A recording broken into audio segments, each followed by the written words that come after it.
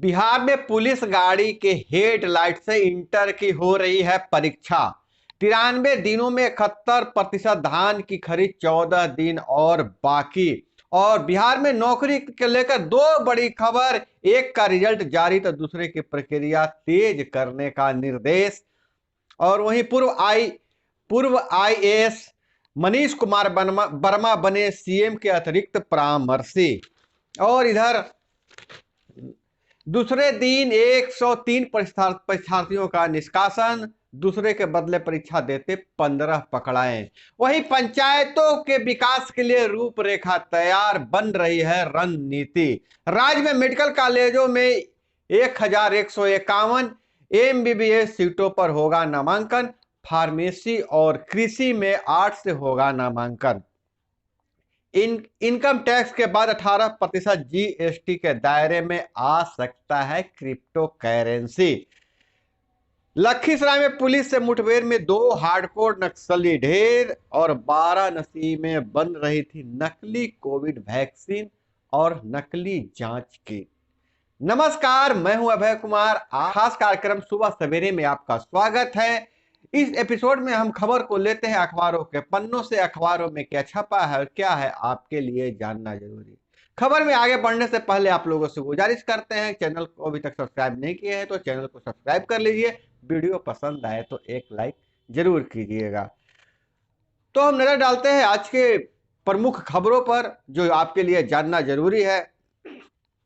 Inter की परीक्षा जारी है और जिसके चलते बिहार के परीक्षा सिस्टम पर बहुत बार शिक्षा लेदर हो चुका है। पहले मैट्रिक के परीक्षा में 3 तल्ला बिल्डिंग पर लोग चढ़कर चोरी करवाते थे।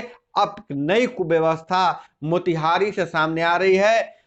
पुलिस की गाड़ी के हेडलाइट में परीक्षा हुआ है। महाराजा हरेंद्र किशोर इंटर कॉलेज का मामला है। सेंटर पर सीट से अधिक परीक्षार्थी पहुंचने से परीक्षा शुरू होने में देरी हो गई।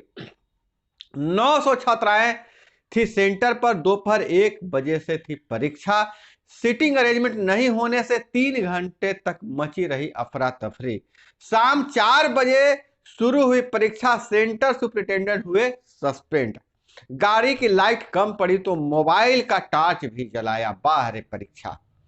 डीएम ने जांच का निर्देश दिया है और मोतिहारी के डीएम शीर्षित कपिल अशोक ने कहा कि लापरवाही व कर्तव्य के प्रति उदासीनता के आरोप में केंद्राधीक्षक नवनीत झा को तत्काल प्रभाव से हटा दिया गया है।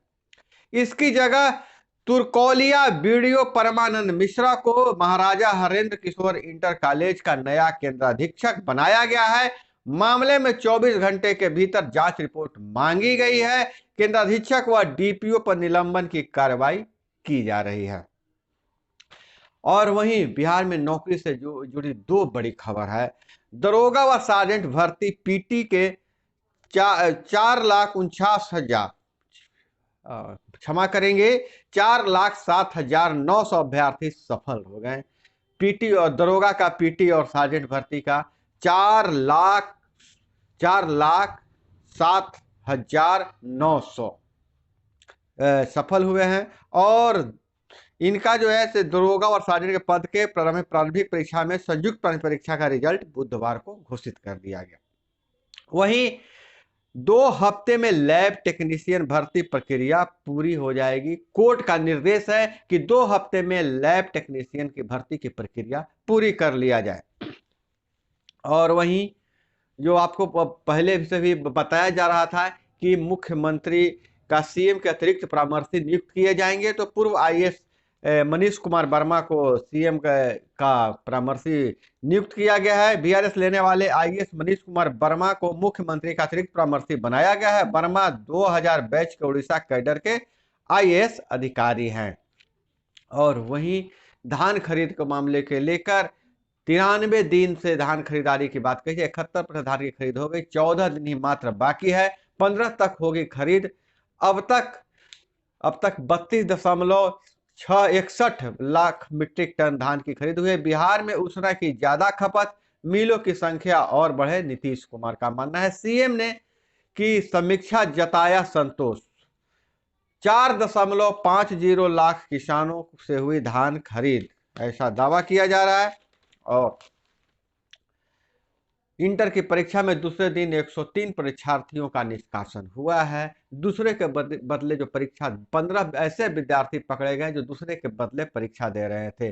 स्कूल खोलने की तैयारी, अब ऑनलाइन मोड में होगी परीक्षा। स्कूल स्कूल खोलने की तैयारी की जा रही है। जैसा कि आपको बताया गया है, कल मतलब 4 फरवरी को क्राइसिस मैनेजमेंट की बैठक होने वाली है। राज्य में मेडिकल कॉलेज के 1151 सीटों के लिए नामांकन प्रक्रिया शुरू हो जाएगी। एमबीबीएस में नामांकन होगा। और वहीं क्रिप्टो करेंसी के लेकर भी चर्चा का बाजार गर्म है कि क्रिप्टो करेंसी को भारत में मान्यता क्या मिल गया है, तो इसके लिए जो टैक्स स्लैब्स है उसको बांटा गया है। इसके प्रमुख जो टैक्स स्लैब्स है उस पर नजर डालते हैं तो क्रिप्टो पर कसमकस डिजिटल करेंसी न सिक्योरिटी मनी और न मनी। डिजिटल करेंसी के रूप में ना आपके पास कोई सिक्योरिटी है और ना ही वह पैसा है।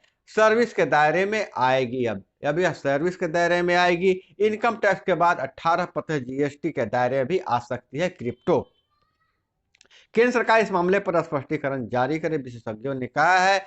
और वित्त सचिव ने कहा कि क्रिप्टो करेंसी जुआ जुआ है। क्रिप्टो करेंसी टैक्स भी जुए में हुई कमाई की तरह देना होगा। और क्रिप्टो की खरीद बिक्री पर 1 जुलाई से 1%। टीडीएस आईटीआर फॉर्म में अगले वित्त वर्ष से क्रिप्टो पर नया कॉलम। झुनझुनवाला का दावा, एक दिन ढह जाएगा क्रिप्टो करेंसी का बाजार। और वहीं लखीसराय से जो खबर निकल कर आ रही है, 3.5 घंटे तक मुठभेड़ चली है नक्सलियों और पुलिस में, जिसमें 2 हार्डकोर नक्सली ढेर हो गए हैं। हथियार भी बरामद किए गए हैं। मारे गए नक्सलियों पर कई जिलों में केस दर्ज है। और वहीं तय समय पर चार्जशीट नहीं तो सिस्टम का मजाक है। कोर्ट ने कहा है भ्रष्टाचार का मामला है, आरोपी सिपाही को बेल। मामला सासाराम का था और कोर्ट ने कहा कि तय समय पर चार्जशीट नहीं दिया जाना, जमा करना ही सिस्टम के साथ मजाक है। बालू का अवैध खनन में आरोपी 4 डीएसपी पर चलेगी विभागीय कार्रवाई।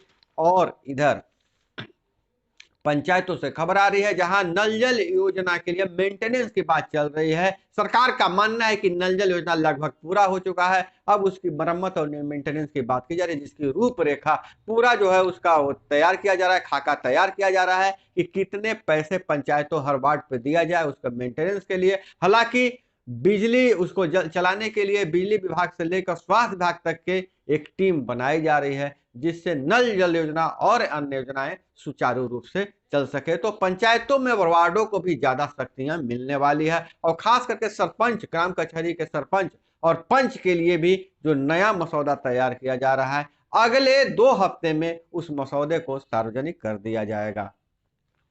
और वहीं 22 जिलों में ईएसआईसी चिकित्सालय और शाखा कार्यालय खुलेंगे। ईएसआई मतलब हो गया कि कर्मचारी राज्य बीमा निगम का चिकित्सालय शाखा कार्यालय खोला जाना है, जहां पर ईएसआई क्षेत्रीय परिषद की बैठक में लाभार्थियों को आयुष्मान भारत योजना से जोड़ने का भेजा जाएगा प्रस्ताव। चिकित्सा बिल भुगतान को ऑनलाइन करने पर दिया जा रहा है जोर। डिजिटल होगी विधायकों की मेडिकल बिल का भुगतान प्रक्रिया। स्पीकर ने अधिकारियों को बैठक में दिया निर्देश। अब